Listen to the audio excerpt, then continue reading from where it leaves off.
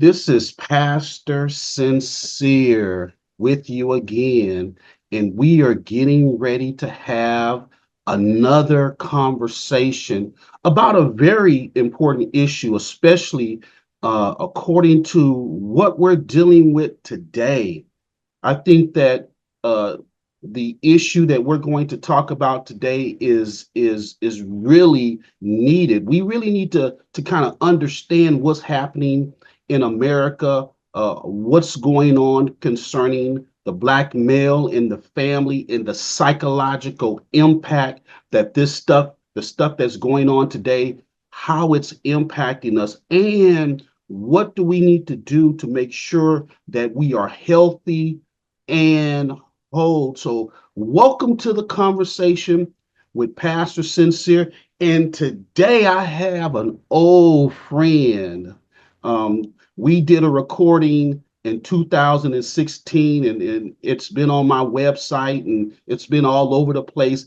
And so I've asked Dr. Anderson, which is a subject matter expert in the area that we're going to talk about today. He is a clinical psychologist at UC Berkeley University. And some of the core issues that he specializes in is in Black racial identity. Something that's been hot out there is equity and inclusion, cultural competence, competent mental health, holistic health and wellness. I mean, if I had to read all of the different areas that he really specialized, besides being a clinical psychologist, we would be here all day, but we can't be here all day because we all have other work to do. And so, Dr. Anderson, can you tell us a little bit about yourself, where you were raised, and kind of a little bit about your life so our people can get to know you? And then we're going to go and we're going to start the conversation. Yes, thank you indeed, Pastor Sincere. Just want to express deep gratitude for the opportunity to reconnect.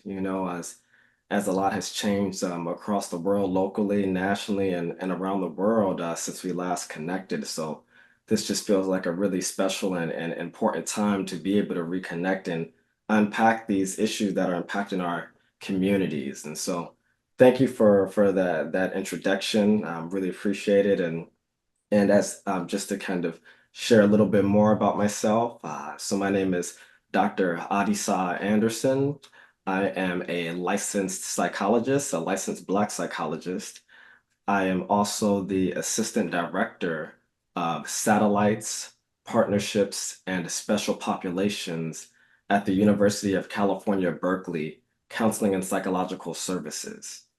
And so, in a few words, what that means is that not only am I a therapist that works with uh, undergraduate and graduate students of many different diverse backgrounds, including BIPOC communities, Black, Indigenous, and people of color communities, but I also serve in a leadership capacity at UC Berkeley, whereby I help guide our efforts related to expanding mental health, not only within the counseling center, but across the campus. So taking a decolonized approach to how we think about mental health and healing and how it's brought to students across the campus and how staff and faculty understand mental health and psychology across the campus. So we're talking about bringing mental health and healing spaces into the homes and the departments and the organizations across the campus so that individuals don't have to just come out of their communities in order to connect with mental health, so that it feels more like an approachable and more accessible experience, because we're talking about increasing access to mental health, especially for our marginalized and underserved communities. And we're talking about breaking down barriers to mental health. And so we do that partly through the satellite counseling, satellite and embedded counseling offices that we have at UC Berkeley, whereby we have one of the largest satellite programs in the country.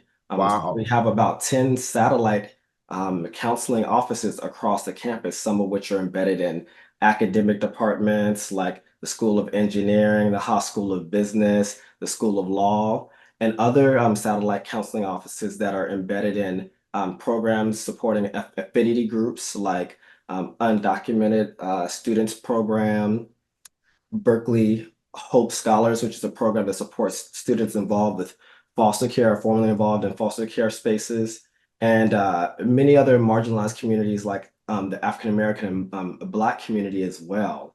And so these are special spaces because we're tailoring mental health and we're really honing in the mental health approach based on what these communities actually are saying that they need versus Mm, just making an assumption that we understand what they need. We're working in collaboration with these communities and partnering with these communities across campus to create the most holistic approach to mental health and wellness there at UC Berkeley.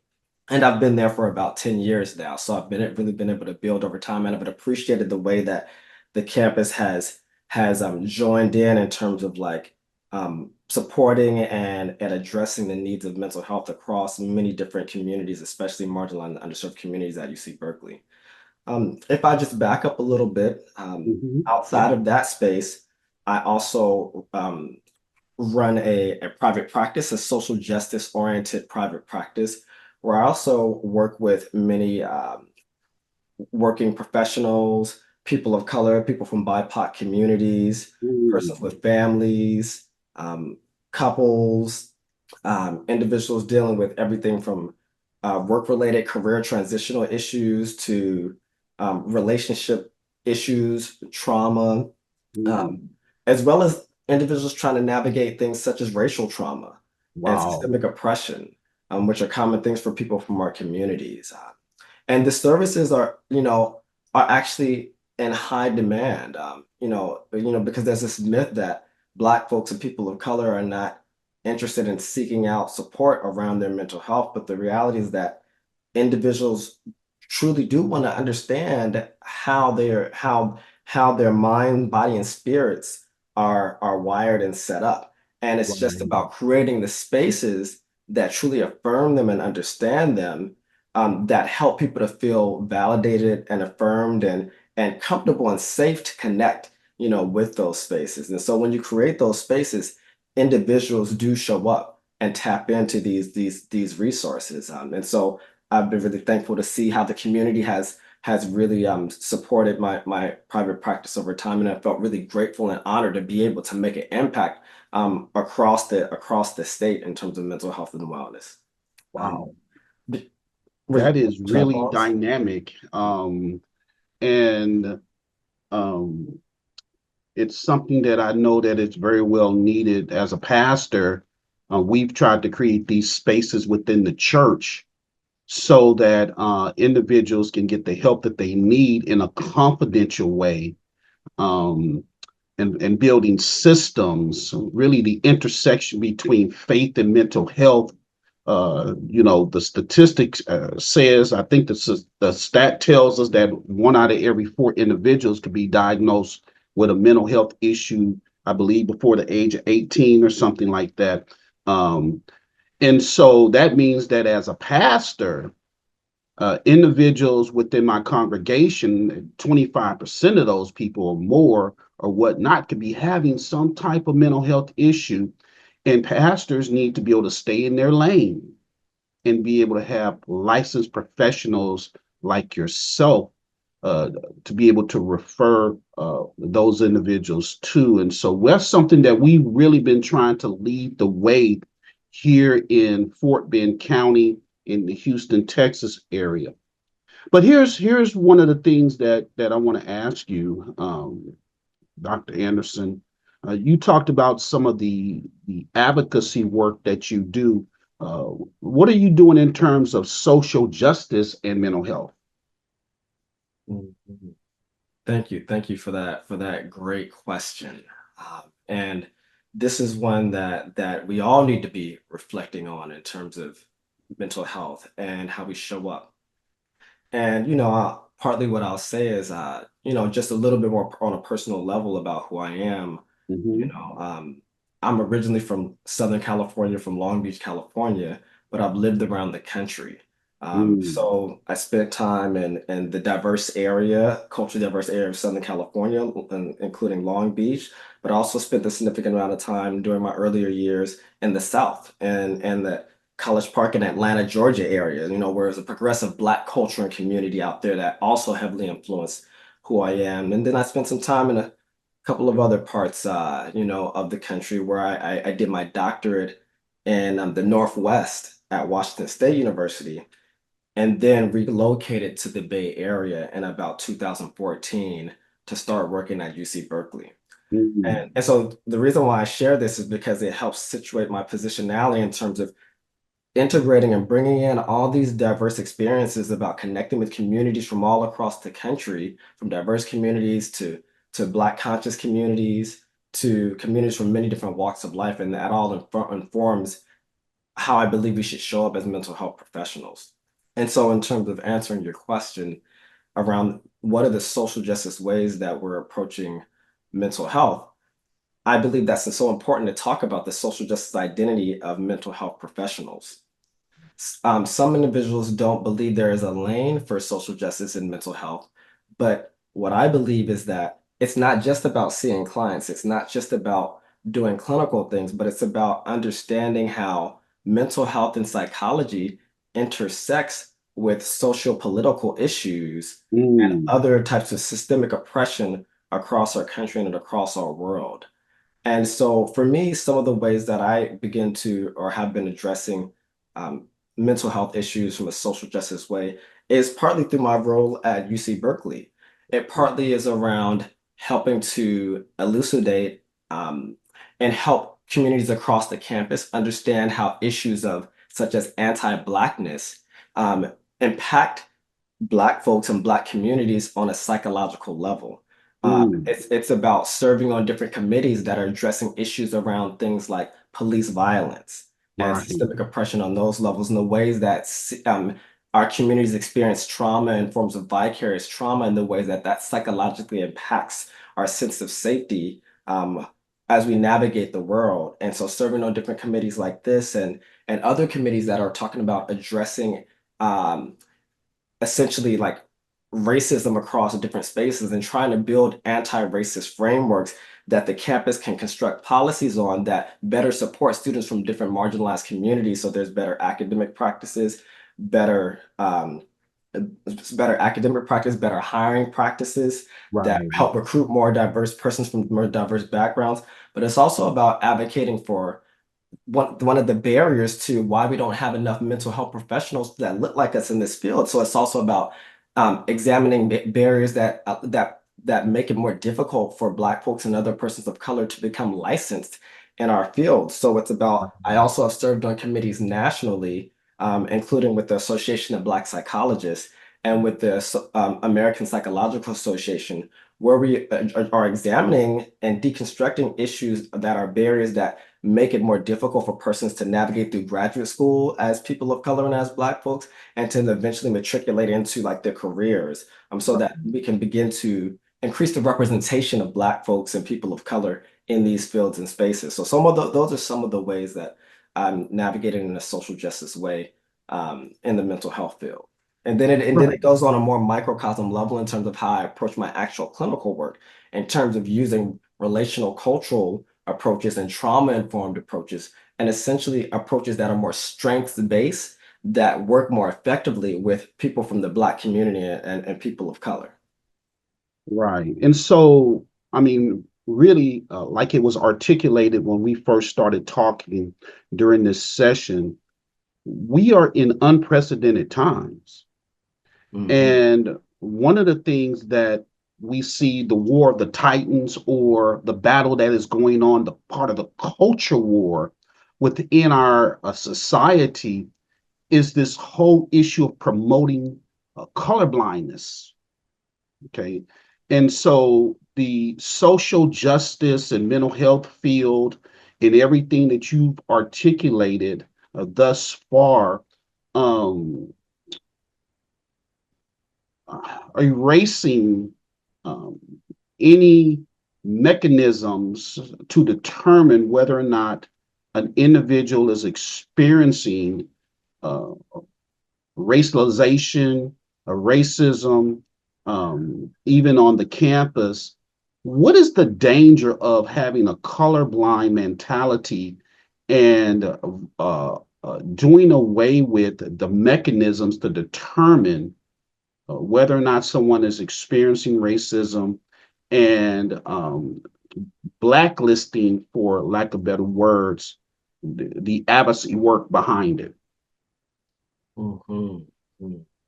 Yes, yes. So great questions. This important question around when individuals are adopting a colorblind mentality and the impact that that can have on people's psychology. You know, unfortunately, we live in a world where we're told this message around, oh, don't recognize color or just judge individuals by the content of their character and not how they look. But oftentimes people misunderstand what that message is, especially the message from, Martin Luther King.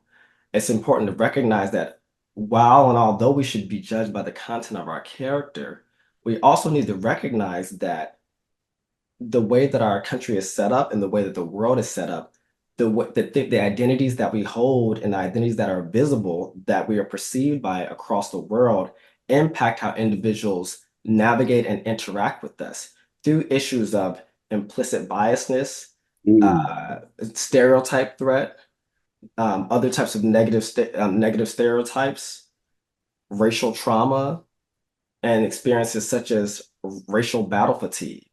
And so when we try to talk about adopting a colorblind ideology, that is problematic because it doesn't recognize the identities that many of our communities are holding. right. And a colorblind mentality is one that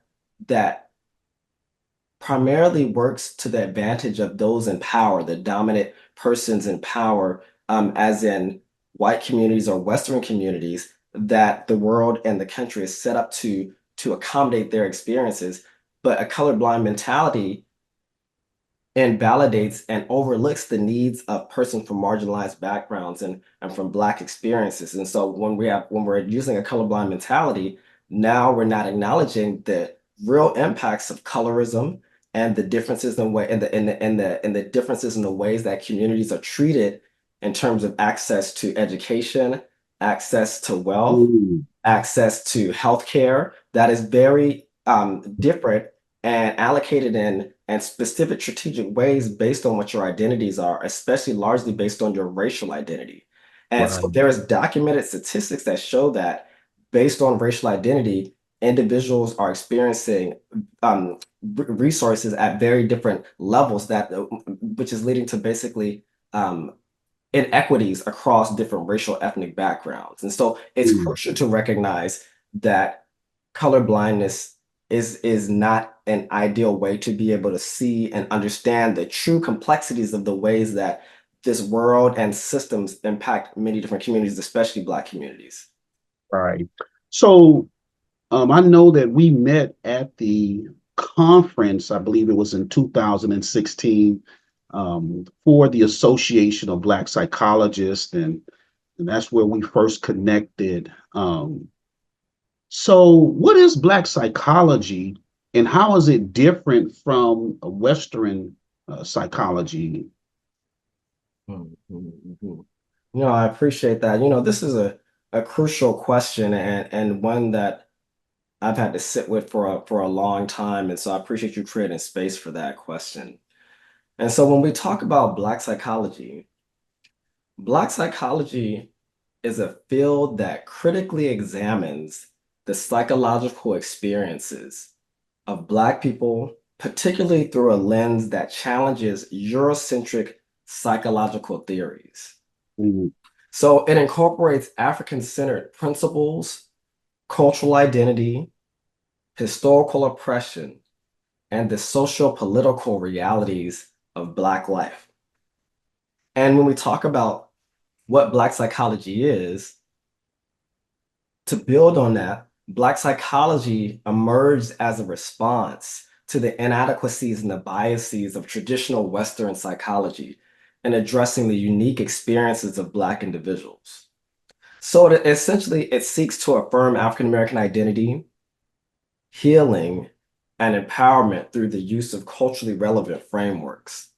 And then there are several principles that Black psychology is built on. And some of these principles include number one, building an African-centered psychology. So a psychology that's based in the indigenous practices and the original foundation and knowledge of where Black folks come from. So that's African centered and recognizes the unique values of cultural values, traditions, and history and psychological well being.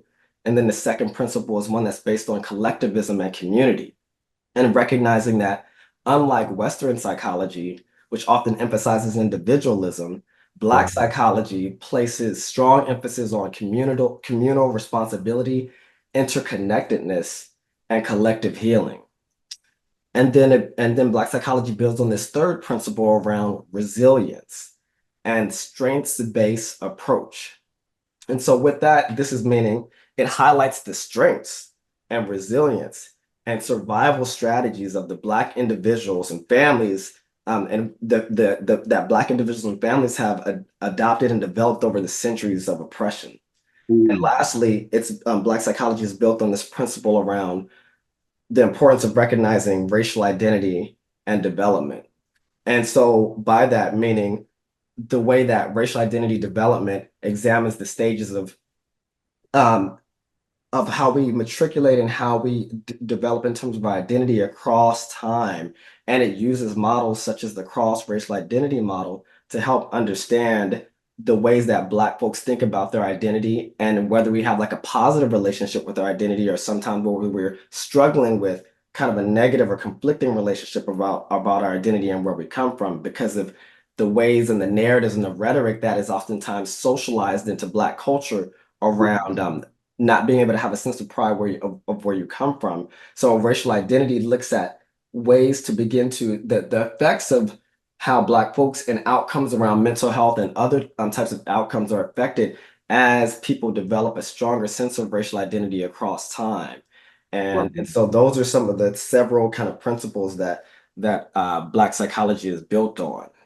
Yeah, and it was founded, around in the 1960s by a couple of several different founders. One of those who was one of my mentors, who was actually Dr. Mm, Joseph White, who was my mentor back at UC Irvine when I was an undergrad. And Dr. Joseph White is considered the godfather of Black psychology. So wow. Dr. Joseph White, worked in the 60s in collaboration with some other prominent Black psychologists, including Dr. Naim Akbar and Dr. Wade Nobles and Dr. Francis Cress Welsing. And these individuals came together because they recognized that we needed to create a psychology that really was representative and it reflected the experiences of Black folks versus just depending on Western and Eurocentric versions of psychology to understand us because these Western and Eurocentric versions of psychology often see our people from a deficit lens and Right, from a lens right, of inadequacy and can dehumanize our people versus empowering our people over time. And so that's why we recognized that we needed to create a Black psychology that really uplifted and affirmed the experiences of our people and showed us how to effectively work with and heal our people over time. right. Now, one of the things that we've been doing, Dr. Anderson, at Transformation Church, is the church that I pastor, is we've started a African Christian series on the history of people of color and their um, great prodigious impact on the Christian church. Like, say, for example, we've talked about uh, the Ethiopian church in Ethiopia that started in the fourth century. We've had discussions about the Egyptian church at Alexandria that was started by Saint Mark in the first century.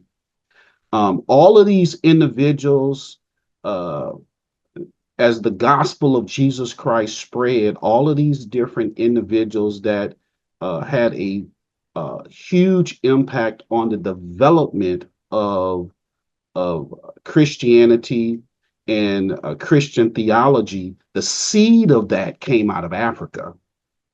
Okay.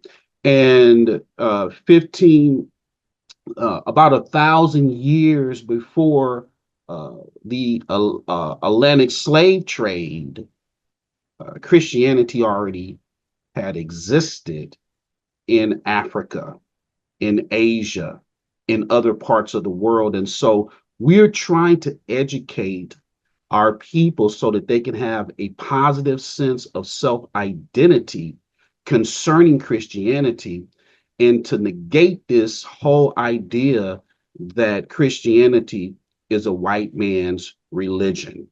So, in that, that brings me to my next question for you.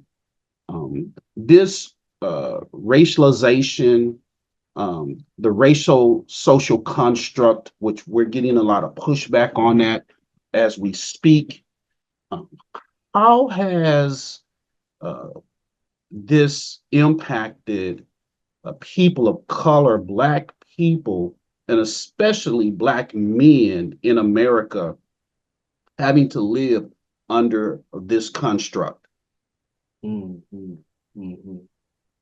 Yes, yes. And I'm appreciating the deep and thoughtful questions that you're asking because you named several different things in your question there. You tapped into spirituality, but also the ways that Black men are being affected, and then also systems of oppression and the ways that um, we've understood the role that Christianity can play and how that intersects with our identities as Black folks. So I'm going to like kind of like, work through that and kind of begin to Yes. Yes, unpack that a bit. please. Yeah, so first just to start from where you started out, one of the ways and the things that distinguishes Black psychology from other Western forms of psychology is the fact that Black psychology recognized that from the beginning, our people were always deeply spiritual people, persons that were connected with the spirit, and the earliest philosophers and practitioners understood that we are spiritual beings having a physical experience. So we're not physical beings having a spiritual experience, but it's really about the spirit, and all of us are spiritual beings as we navigate through this world. And unfortunately, very early on, as when psychology and spaces of healing were first being studied and practiced, this is like prior to the American slave trade, and Mm, we're talking about back in like in terms of advanced classical African civilizations and earlier philosophers and ancestors, they understood that unfortunately, we were always tapped into the spirit, but then there was a system of colonialism that began to happen where Western civilizations came into parts of Africa and removed the study of the spirit in terms of understanding the mind. And so the study of the spirit was taken out, and it was believed that it's only important to recognize things that are measurable. So the problem was that Western psychology started to only primarily examine things like behavior or things right, that were kind of more easy to measure, and it devalued things such as the spirit just because people weren't able to fully measure it.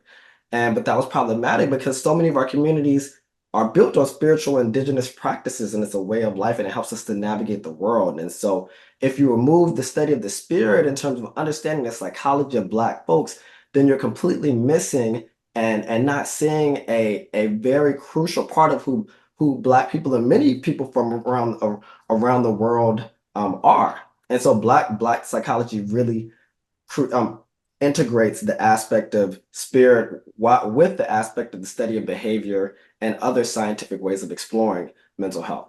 So that comes around to this piece around Christianity. yes.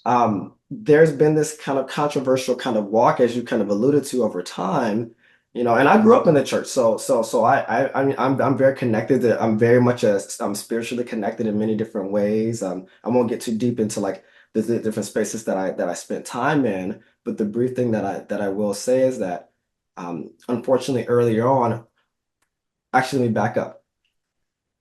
While spirituality can be such a strength for Black folks, especially in terms of supporting their mental health, unfortunately, historically, some spaces of spirituality and religious movements have unfortunately been used against our communities and have been used in a way that has essentially justified the oppression of Black folks and folks of African descent historically. And Yes. so, it's important to recognize is the ways that we can use, whether it's Christianity or other religious traditions, how can we use those traditions to actually be more affirming and validating of the experiences of Black folks and folks of African descent, and use those types of spiritual traditions to help Black folks more effectively navigate their realities, which comes to moving forward to like more modern day times of like Black men and the ways Yes. that Black men are impacted by racism. If Black men can be using various kind of strengths and resources such as spirituality and other different types of indigenous practices, it can allow them to be able to navigate issues that include essentially everything from racial microaggressions to discrimination to economic barriers around lack of employment or lack of hiring practices or that discriminate against Black men to issues around the ways that racism manifests across our world, of even in terms of like intergenerational wealth and being Right. able to get access to housing and build intergenerational wealth through inheriting housing, but being affected by redlining practices and predatory lending that all eventually create inequity in terms of like the allocation of wealth across our country. And then it goes on to show you other ways that racism manifests and oppression manifests in terms of even in terms of like the criminalization of Black men and the court system, and which actually, if we even back up, starts with uh, lack of access to education, and then Black men being treated or invalidated and disproportionately tracked into the prison population. So we're talking about the school to prison pipeline. And through, unfortunately, when there are toxic academic environments that don't truly understand how to support and create a nurturing environment for Black men are then seen as hyper masculine or hyper aggressive and Mm. pathologized in these academic and university spaces, and unfortunately tracked into spaces of remediation and Right. prison populations, which then ends up leading to the disproportionate representation of Black folks in the prison systems, which then ultimately has a broader cascading effect on on Black families, because then once you have such high proportions of Black men in families, which is a systemic oppression piece, then we no longer have a lack of representation of Black men in the homes. And then you have our younger Black males that are having to now navigate in homes where they're experiencing a lack of fatherhood, a lack of older male, Black male role models that help show them and teach them how to navigate adulthood in a healthy and constructive way. And and then beyond that, systems of racism oppression impact Black men because it tells Black men in America that Black men have to constantly be strong. It's ideologies around having to constantly be strong, having to constantly have it all put together, and it doesn't allow Black men to live in their humanity of being able to Right. show vulnerability and show their emotions and show when they're struggling. And so therefore, Black men end up suffering for a lot longer times on their own and in silence because they're told that you're inadequate or you're not good enough if you share or if you disclose that you're dealing with any type of mental health challenges, or you're told that you're weak or not strong enough if you disclose or show any vulnerability. So these are some of the ways that racism and systemic oppression affects Black men in particular. Now, right now, here again, we are in the midst of a cultural war. And if I played the devil's advocate, there are individuals out there, scholars, um, that are uh, African American, that are saying that we need to focus more on personal agency and responsibility. We can't wait on someone to come save us. And so, versus this whole idea of everything that you've articulated, um, basically they're saying that we live in 2025. We've had an African American president. We've come a long way, and we racism has been overcome for the most part. And now we need to basically focus on merit and live in a colorblind society. And so here's my question. My question is, what about personal agency and personal responsibility versus systemic racism, racialization, and the oppression that has happened historically and even till this day amongst Black people? And here again, the caveat is amongst Black men. Mhm. No, really, really thoughtful and really, really great question that you're raising here. Just around this whole idea around, oftentimes hear people talking about you will hear people from other cultures and communities. I think Black communities are one of the only communities that are told to forget the historical traumas and the ways that those continue to impact your communities. Every other racial ethnic community is encouraged to remember the ways that their communities were oppressed over time and disenfranchised over time. But Black folks are constantly told that your history doesn't matter and to forget about the past and just move forward when the reality is that all of these experiences that have happened over time continue to have deep psychological, emotional, physical, and systemic effects on Black folks' reality and their ability to be able to navigate their experiences. And so I think it's more of like it's a balance here. It's like a dual pronged approach Mm-hmm. where we need to contextualize and recognize the different forces that are at play that and the different systems of oppression that are at play that impact Black folks and Black men in general and that complicate their ability to be able to navigate the world. And then we also need to make sure that we have a personal level of accountability. And so Right. it's not just about just blaming or using some sort of oppression as an excuse. It's about recognizing the ways that system oppression impact us as we navigate our reality, but also recognizing, well, what is in our control along the way? How can we be empowered in spite of the spaces of racism and discrimination or the negative narratives that are projected onto Black communities? What can we do to still uplift ourselves in spite of in spite of like these larger narratives? And so it's about kind of like taking that kind of dual pronged approach. And so that means that as persons evolve and matriculate, what can we do to like come together in group spaces and spiritual spaces and community advocacy spaces and activism spaces and in healthcare spaces or in whatever field that we're in the communities, in the hoods, like in the universities, what can we do to come together to begin to solve the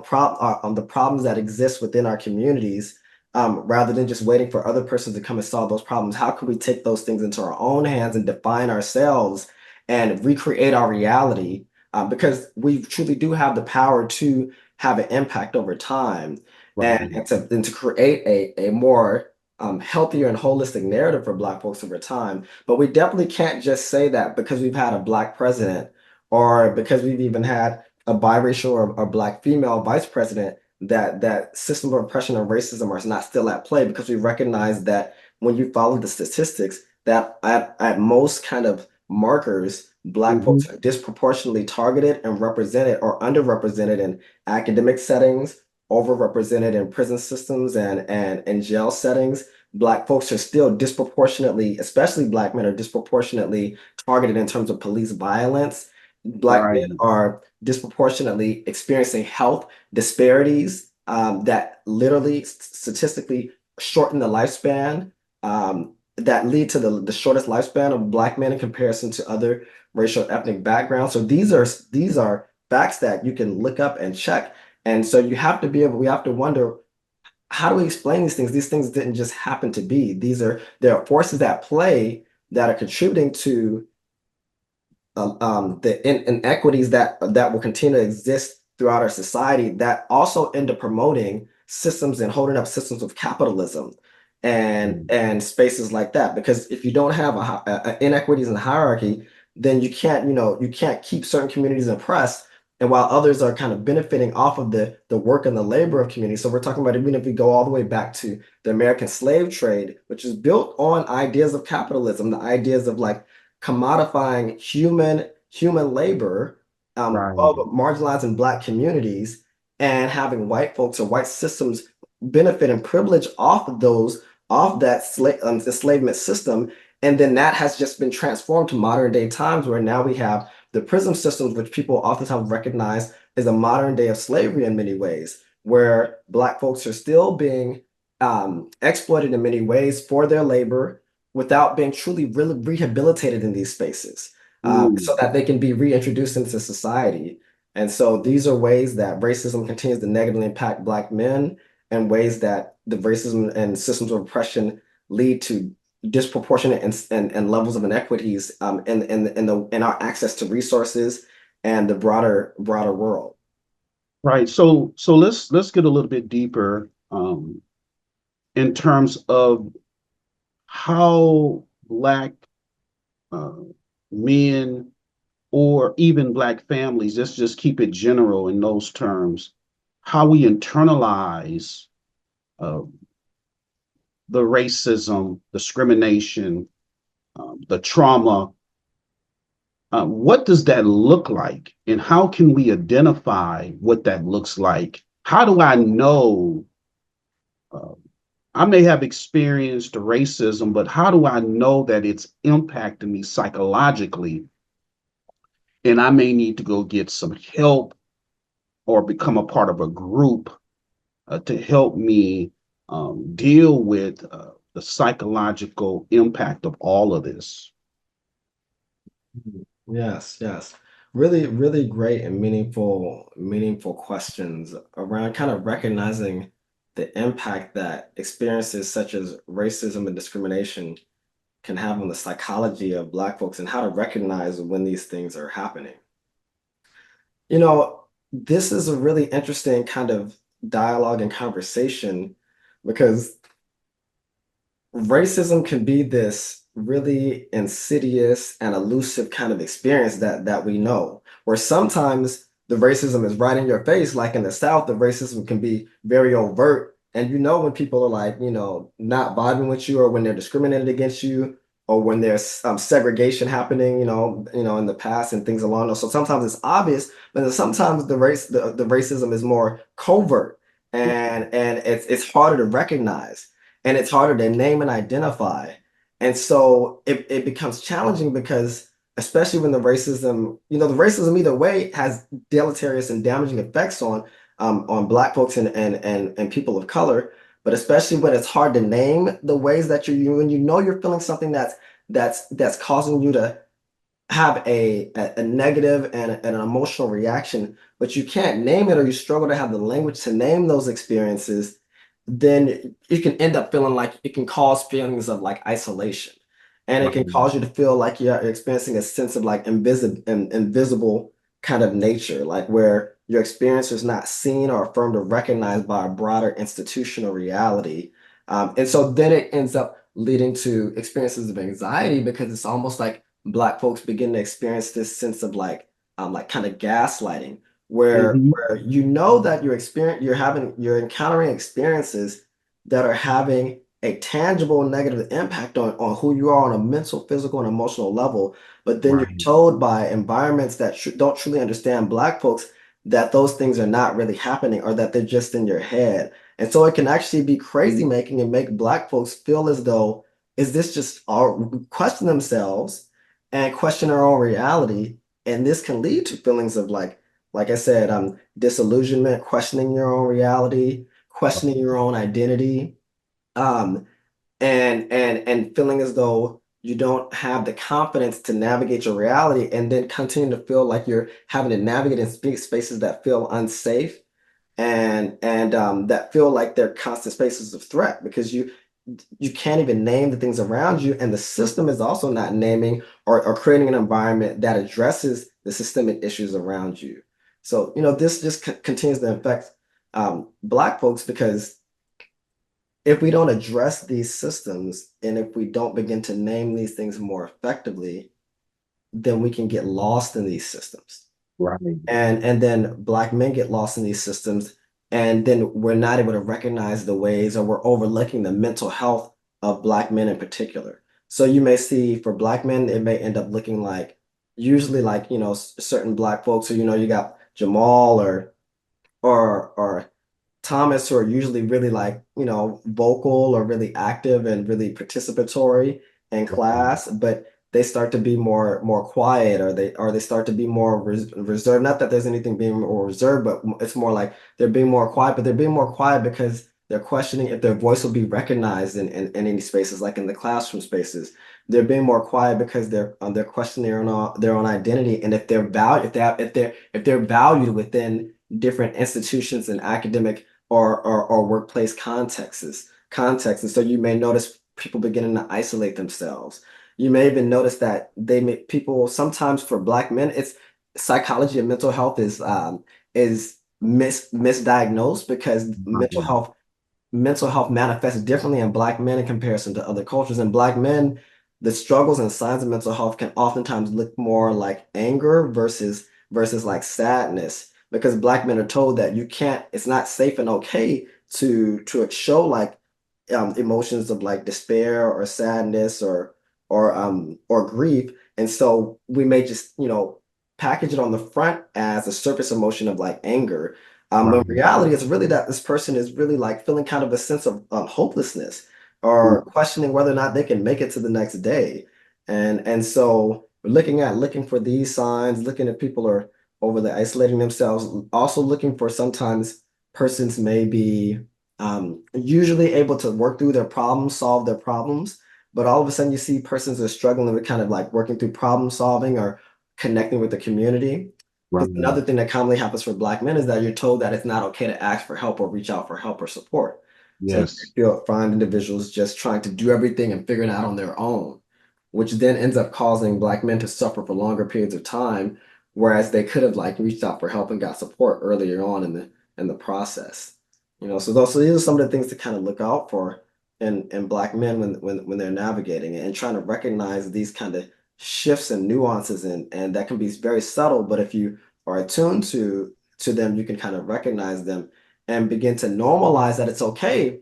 Because this is the thing that black men need to hear, and that people in general Right. need to hear, is that instead of being told that you're weak or you're struggling or you're not good enough or you're inadequate, if you experience mental health, it's about normalizing and saying that everyone is going to, at some point in their experience, have some kind of like, let's say, trauma or harm, or go through hard times, or go through different kind of life struggles.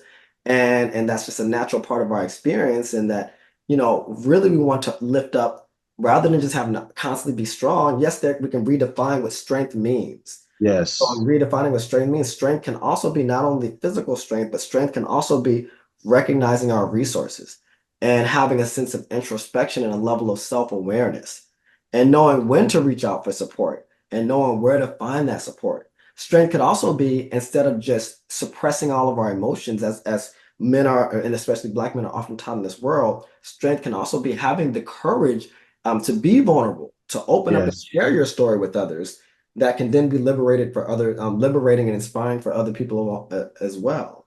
Yes. So, as a student of history, sociology, theology, anthropology, and all of the ologies, um, W.E. Du Bois, he really addressed this issue from a social standpoint and a psychological standpoint in his book called Souls of Black Folk. And he talked about double consciousness and living in America. And at the same time, while we're trying to hold on to our culture and identify who we are as African Americans or Black people, we're also living in a Eurocentric social construct, and there can be tension between the two in terms of having a positive sense of self identity. And so this whole idea concerning who am I as a Black person in America is not anything new for us, but we're still trying to understand it and get people, Black people, and let them know that we understand your struggle and what you're going through. in terms of having a positive sense of identity as a Black person in America. Here's my question for you, though. Okay. Because a lot of times we have this conversation and the message is designed to go to Black people because we know our experience and our struggle and we want to help those people. But since we're living in this culture, how do we this culture that is so divided and based around this whole idea of race? What would you say to other people outside of the Black community, white people? Do we hate white people? Do we look down at white people? Are we bringing these issues up because we despise white people, or are we trying to really get an understanding of who we are as a people and where we fit in America? I would really like for you to address that question. Hmm. Yeah, no, I really appreciate that question and for you kind of contextualizing it and acknowledging, folks like W.E.B. Du Bois and this whole idea around like dual consciousness and this experience that Black folks are oftentimes, encountering and having to kind of walk constantly in two different worlds, a world of trying to figure out what it means to live in your true, authentic, and genuine and African and Black centered self and be remain connected to that while having to navigate in a world that is organized around whiteness in a Western society that tells you that if you show up as your true, authentic, African-centered Black self, that will be constantly seen as a threat to the dominant narrative and the dominant oppressor, or as in Western civilization. So then Black folks constantly end up experiencing it's feeling internally conflicted as they navigate their reality because you're constantly existing between two worlds, which can end up looking like things such as like code switching in the office, Yes. not being able to use your authentic like language that you might use in the community because you're told that's not professional enough, whatever professional is in the workspace, or having to even shift the way that you dress or the traditions that you utilize. So this manifests in terms of like Black women being policed around their hair practices, or Black folks being policed around how they dress in their various spaces, even being told that you can't wear certain cultural garments because it's not professional enough. So these are all the different kind of real tangible ways that individuals have end up having to constantly kind of assess like their true authentic nature versus what is tolerable by the environment around them, which Right. constantly leads to just more mental health kind of challenges or experiences of anxiety and even depressive symptoms. Then in terms of bringing it back around to this whole idea of like, do you hate other people? Do we, what is the relations to, different folks? There's many different kind of, it depends on one's kind of narrative and ideology. But what I would say is what's important to keep in mind is that if you look at many other cultures and communities, they're generally uplifted, and let's say they are promoted and appreciated when they're celebrating their culture and who Yes. they are. But for some reason, when Black folks begin to celebrate their culture and who we are and have a sense of pride in who we come from, whether it's trying to be connected with African-centered cultural practices or like soul food or like just Black culture, it becomes a problem for Black folks to have a sense of pride in them. And so I think what's important for people to recognize is that Black pride or Black consciousness or having a pro-Black mentality doesn't necessarily mean that you're anti-white or that you don't like other people. It just means that you're trying to experience and walk through the world and have a sense of connection with who you are, where you come from, and how that helps you feel better about who you are and your humanity as you walk through this world, just like everybody else has that opportunity to. But oftentimes, when Black folks begin to really tap into that sense of pride, Yes. that sense of confidence in where we come from, we begin to be seen as a threat and perceived as a threat by like the dominant narrative. Because then Black folks begin to realize the true power and potential that we really have, and we begin Yes. to embrace that, and we begin to recognize that if we were socialized and indoctrinated and really taught the truth about where our people come from, what what we're capable of navigating through and where we're capable of like manifesting and arriving at, we would recognize that we could go so much farther. We could accomplish so much more or so much more in the world and politics and academics and sports. And we already begin to do that whenever you give Black folks a chance, when you give them a fair shake, when you know whether it's in equal access to resources in sports or academics, Black folks begin to excel. And so again, the point is that a positive Black identity or pro-Blackness or or Black consciousness doesn't equal or mean anti-whiteness.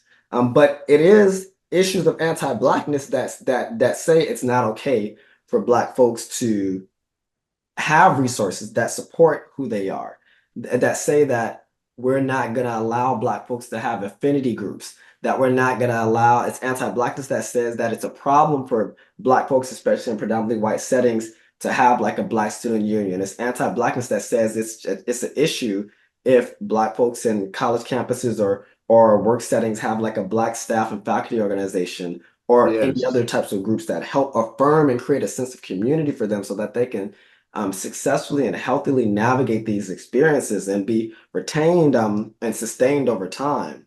Um, yeah. So here's my last question for you, because we definitely have to have you back. I mean, you are really educating, and we need to have spaces, like you said, to have this conversation. We need to be able to get it out to as many people as possible. Um, but here's my my last question for you today. Um, what would you tell people of color, Black folk, concerning why it's important for us to break the stigma, to get the help that we need, whether it is getting therapy or joining some type of support group. And then finally, in addition to that, the whole concept of developing and having emancipation circles so that Black people can have a safe space to talk about what they're experiencing as they learn to address internalized racism. Yes, yes. Thank you for, for this, very thoughtful and meaningful conversation. And so I'll start from this space, from acknowledging that fields and disciplines such as Black psychology are essential. These spaces are essential because traditional Western psychology just oftentimes fails to address the unique experiences of Black individuals. And so, with that, number one, Black psychology and fields like that are truly understanding the experiences of our people and how we can navigate the world are essential. Number two, racism has a deep psychological effects on Black folks in general, but especially Black men, leading Mm, to issues of trauma, hypermasculinity, and barriers to emotional expression. And then number three, the Black family remains a pillar of resilience. So, despite systemic challenges that have historically sought to dismantle it, Black families continue to be a space that cultivates a space of safety and reprieve from the larger reality that can be so oppressive and daunting, and let's just say oppressive, daunting, and even like kind of gaslighting and invalidating to the experiences of Black families. And so, even though there's a narrative that Black families are struggling and we do need a lot of help in these spaces, there's still so many internal strengths built within the Black family that have allowed us to persist to this day and age, in spite of all the systemic and institutional forms of like trauma and slavery and oppressions that are unfolding. And then number four, healing must be holistic. Healing mm, must be holistic. So it's about incorporating mental health resources, community support, economic empowerment, and African-centered traditions. Right. And then lastly, number five, we need more culturally competent therapists and mental health resources that understand and affirm the Black experience. Right. So we're looking at starting some emancipation circles in our church so that individuals can sit down and Mhm. talk about these experiences. We're trying to promote individuals to get the help that they need from getting therapy and build models and speak it from the pulpit that it's okay to get help. Um, but Dr. Anderson, man, I'm so glad that you joined us today.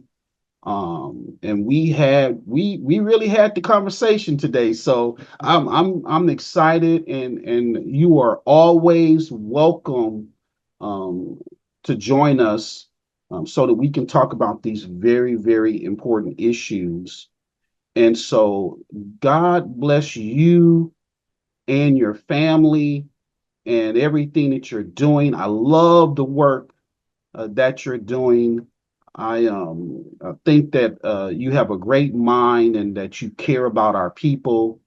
Um, and so we thank you. If you had one last word, one final word to tell our viewers, what would you say to them? I want to start off by expressing deep gratitude, Pastor Sincere, for the for sharing space and time, for an opportunity to be able to connect and kind of flow through some of these really important kind of conversations.